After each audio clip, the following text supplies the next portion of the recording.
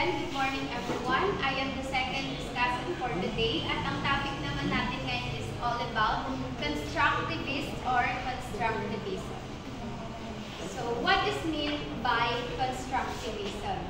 The term refers to the idea that learners construct knowledge for themselves.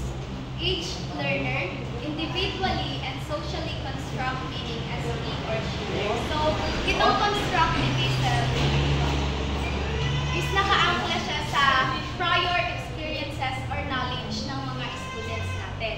So, ang mga constructivists, naniniwala sila na ang mga students ay natututo through construction of their own knowledge. So, constructing meaning is learning. There is no other kind. The dramatic consequences of this view are twofold.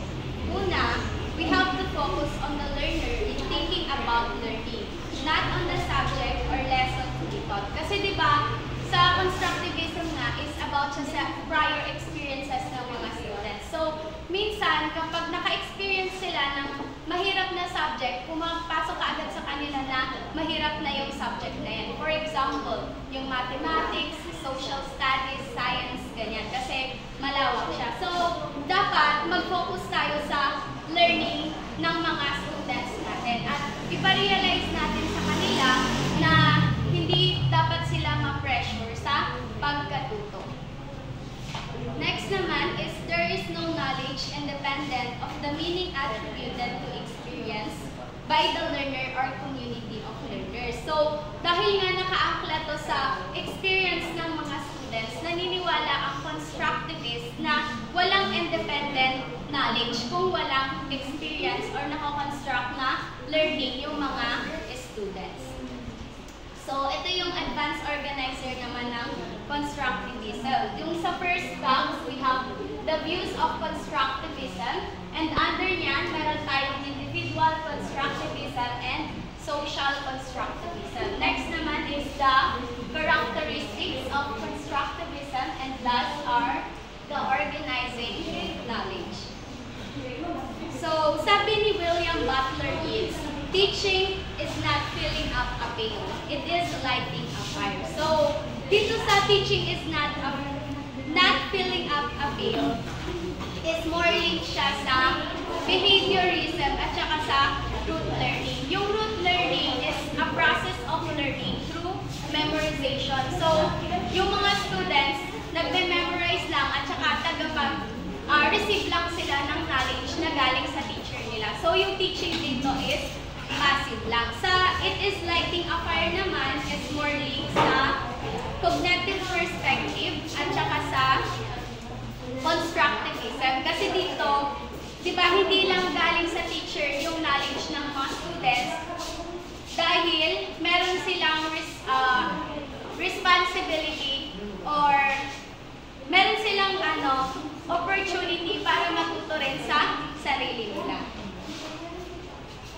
So, meron tayong two views of constructivism. First, we have the individual constructivism, and the second one is the social constructivism. So, individual constructivism, this is also called cognitive constructivism. Tinawag siyang cognitive constructivism dahil nga ito ay individual. Yung isang tao is kung paano niya na-perceive yung mga learnings na tinuturo ng mga teachers niya is through cognitive. Tapos, it emphasizes individual, internal construction of knowledge. It is largely based on Piaget's theory. Kasi si Piaget, sa constructivism is naniniwala siya na ang isang tao ay nakakapag-construct ng knowledge through their own experiences. So, sa individual lang siya. So, proponents of this type choose child-centered and discovery learning. So, they believe the learners should be allowed to discover principles through their own exploration rather than direct instruction by the teacher. So, dito, hindi siya teacher-centered, bagkus ito ay child-centered and discovery learning dahil binibigyan natin ng opportunity ang mga students natin na matuto rin sa sarili nila. So, dito naman sa social constructivism, this view emphasizes that knowledge exists in a social context and is initially shared with others instead of being represented solely in the mind of an individual. Sa individual constructivism kasi is iisang tao lang yung involved or yung iisang student lang. Pero pag sinabi nating social constructivism, marami na yung kabilang dito dahil yung mga knowledge ng mga students is sinishare din nila sa mga kapwa nila estudyante. Or kahit hindi sa mga students, kahit sa parents nila, gano'n, or sa community. So, it is based on Vygotsky's theory naman. So, yung zone of proximal development na tinatawag na theory ni Vygotsky, di ba? Sabi niya doon, yung mga students or yung isang tao, natututo sila sa pakikipagsalamuhan nila sa ibang tao. Kasi meron silang knowledge na natatanggap sa sinishare na experience naman or knowledge ng ibang tao. So, yung characteristics of constructivism naman, meron tayong 4 na characteristics na pwedeng individual and pwede rin siyang social constructivism. So, according to Egan and Cockay, these are, una, learners construct understanding. So, diba, sabi nga kanina, ang constructivist, hindi lang nila biniview or hindi nila tinitignan ang isang student bilang empty vessel, kundi tinitignan nila ito bilang meron ng mga kaalaman. So, they see learners as active thinkers who interpret new information based on what they already know. They construct knowledge in a way that makes sense to them. The next naman, we have new learning depends on current understanding. Background information is very important dito. Bakit? Kasi pwedeng maka-influence yung background information ng student sa kung ano yung tinuturo mo. For example, yung tinuturo mong lesson is alam na nila. So, mas nagiging active sila sa klase kasi mas nai-relate nila yon sa kung ano na yung alam nila. So, it is through the present view or scheme that the learner has the new information will be interpreted. So, dito, mahalaga na yung mga students mo is bigyan mo rin sila ng opportunity para masabi kung ano yung kaalaman nila. For example na lang kasi minsan, may mga misconceptions yung mga students natin. So, by giving them the opportunity to share their knowledge, syempre, maitatama mo yung misconception na yun kung ano man yung misconception na nasa utak niya. So, number 3 naman is learning is facilitated by social interaction. So, constructivists believe in creating a community of learners. So, within classrooms, learning communities help learners take responsibility for their own learning.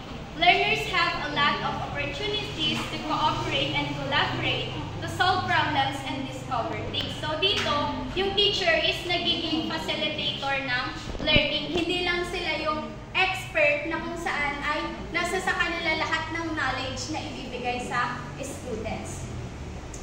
Dito, pwede kayong magpa-activity sa mga students natin para makapag-share sila ng knowledge nila sa mga kapwa nila estudyante. So, yun ay tinatawag nating community of learners. Sa pang-apat naman, meaningful learning occurs within authentic learning tasks. So, sa mga gagawin mong activities, dapat i-connect mo siya sa authentic task kasi mas natututo doon yung mga students natin. At dahil na sa constructivism ito, di ba, about siya sa experiences or prior knowledge ng mga students natin, mas tatatak sa isip nila at mas lalalim yung pagkakaintindi nila sa isang bagay na tinuturo mo sa kanila kung i-relate mo siya sa real-world experiences. So, dito naman tayo sa organizing knowledge. Una, sa concepts. Yung concept, ito yung way ng pag-group natin or categorize natin ng objects or events sa utak natin. Ito yung example niya. a concept of teach includes a group of tasks such as model, discuss, illustrate, explain, assist, ganyan. So, kapag may nasabing concept sa inyo, tapos, di ba nagko-construct na kayo ng mga pwedeng mabilog dun sa concept na yon. Yun yung tinatawag nating concepts. So, gets nyo po ba yun? Yes po. So, next, under ng concept, meron tayong tinatawag na concepts as feature list. Learning a concept involves learning a specific feature that characterize positive instance of the concept. Ito naman yung example ng, dito pala sa concept as feature list, meron tayong tinatawag na defining feature at saka correlational feature. Pag sinabi natin defining feature, ito yung features na nag-i-exist sa lahat ng bagay na dinidescribe mo. For example, yung triangle. Triangle has 3 sides. Diba? Kapag hindi siya 3 sides, hindi siya triangle. Yun yung tinatawag nating defining features. Kapag correlational feature naman, ito yung positive instances but not essential for concept membership. Example nito is a mother is loving. So, being loving is a feature commonly present in the concept of a mother. But a mother may not be loving. So, yun. Hindi siya pwede siya sa marami pero hindi siya sa lahat. Nagets niyo po yung concepts as feature list? Yes. So, next naman, we have concepts as prototypes. A prototype is an idea or visual image of a typical example. It is usually formed based on the positive instances that learners encounter most often. For example, pinag-imagine mo yung mga students mo ng cat. So, sabi dito is, learners encounter most often. So, syempre, ang papasok sa isip nila is yung mga common cats lang. Hindi yung mga may breed na pusa. So, base dun sa, sa imagination nila, tapos sa pagpapakita mo ng examples, doon papasok sa isip nila, tapos i-compare nila yung prototype na nasa utak na nila sa pinapresent mo example.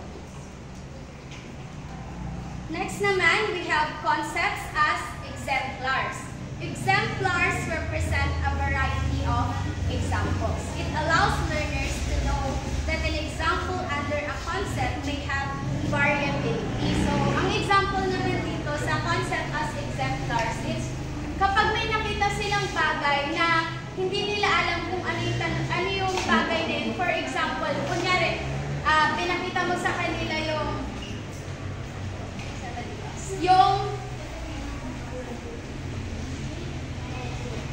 bitsila. So, kapag nakita nila yung picture na yon, iisip sila ng mga gulay na kamukha na, tapos yun yung sasabihin nilang ano sa'yo, pero hindi yun yung mismong tawag doon. So, inaano lang nila yung knowledge nila based sa mga familiar na sa kanila na mga bagay. Then next naman, so,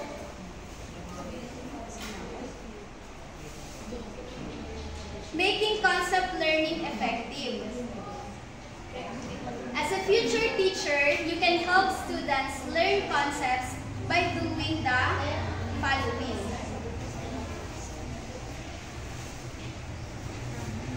First is provide a clear definition of the concept. Siyempre, dapat magbigay ka ng clear definition ng concept na ibibigay mo sa mga students mo para hindi sila malito.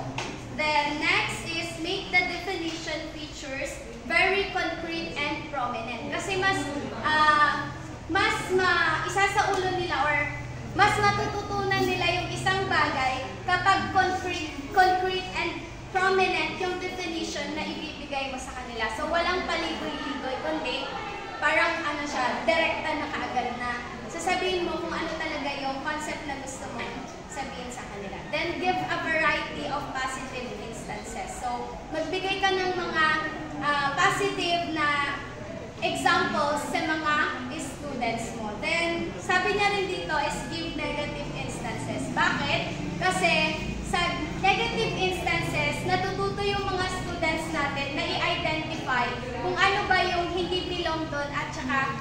belong doon. For example, magbibigay ka ng negative instances sa kanila.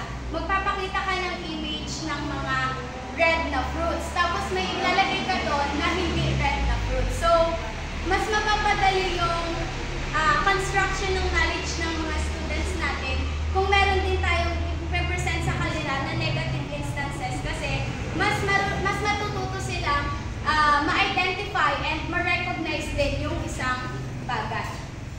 Then, cite a best example or a prototype. Provide opportunity for learners to identify positive and negative instances. So, ito naman, sa kagaya ng, di ba sinabi ko kanina, magbigay kayo ng positive and negative instances. So, mag-provide kayo ng opportunity sa mga students nyo. For example, gumawa kayo ng mga activities na pwedeng ma-involve yung mga students nyo sa pag-identify ng positive and negative instances. Then, ask learners to think of their own example of the concept. So, hindi lang naman ikaw dapat ang pinanggagalingan ng knowledge ng mga students mo. So, bigyan mo rin sila ng opportunity para magbigay ng example nila sa concept na yun. Then, point out how concepts can be related to each other. Dahil sa pag-relate mo nun is mas matututo yung mga students mo. Then, next naman sa schema and script tayo. So, a schema is an organized body of knowledge about something. So, yung schema, ito yung kabuuang knowledge mo sa isang bagay. For example, pupunta ka ng restaurant. Alam mo naman kung anong gagawin mo na sa restaurant, diba? Order ka, tapos syempre yung behavior mo, dapat maayos doon. Yun yung tinatawag nating schema. Then, yung script naman, ito yung series of predictable events about a specific activity. For example, kapag bibisitahin mo yung doktor, alam mo na yung mga mangyayari. And example din ito, kapag dumating na yung teacher, so predictable na yung mangyayari doon. Siyempre, i-greet niyo siya, matuturo siya, matututo kayo. Kasi yun yung tinatawag naman nating script. So, your role as a teacher is to bring learners to construct their own knowledge such that they have a well-organized set of concepts. Aim to make clear those concepts that are still vague for them and to pave the way for them to overcome misconceptions. So, sabi ko nga kanina, di ba, is bigyan mo ng opportunity yung mga students mo na i-share din nila yung knowledge nila para kung meron na misconception doon is at least maitatama. Then, it is important that you acquire the skills in how to facilitate concept formation and development. Constructivism can be an excellent guide for you. So, apply constructivism in facilitating learning. First is aim to make learners understand a few key ideas in an in-depth manner rather than taking up so many topics superficially. So, wag mo namang pahirapan yung mga students mo. So, maging straight to the point ka. Kapag nagbibigay ka ng concept or nagtuturo ka sa kanila, dapat maging straightforward ka para hindi sila malito kapag masyado kasing maraming, for example, nagtuturo ka ng noun. Sabihin mo kaagad kung ano yung noun, tapos magbigay ka ng examples. Huwag yung papalawakan mo pa kung ano yung noun, tapos ganun lang din naman pala. So, mas mahihirapan yung mga students mo na iintindihin kung ano yung noun. So, second is, give a varied example. So, syempre, dapat magbigay ka ng mga examples sa mga students mo para mas matuto sila. Kasi sa constructivism nga is about siya sa experiences, diba? So, kung magbibigay ka ng varied examples, itry mo rin na i-relate yon sa buhay nila. Then, provide opportunities for experimentation. Kasi sa experimentation, diba, makikita ng mga learners or doon sila natututo sa experimentation kapag nag-succeed or hindi nag-succeed yung experimentation nila. Tapos i-explain nila kung bakit hindi naging succeed or naging succeed yung experimentation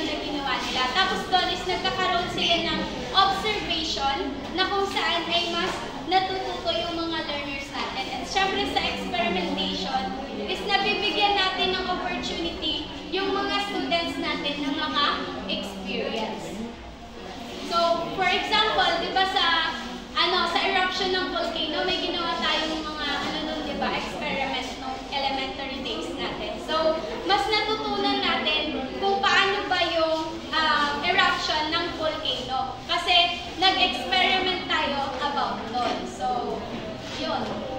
Then, provide lots of opportunities for quality interaction. So, sa pamamagitan nga ng mga activities na ginawa mo, syempre, dapat ma-facilitate mo rin sila ng maayos and makakapag-provide ka na doon ng maraming opportunity para sa quality interaction ng mga bata. Then, have lots of hands-on activities. Kasi sa constructivism nga, di ba, is more on experiencing sila. So, kapag nagbigay ka ng hands-on activities, is mas natututo yung mga students mo kasi sila mismo yung gumagawa.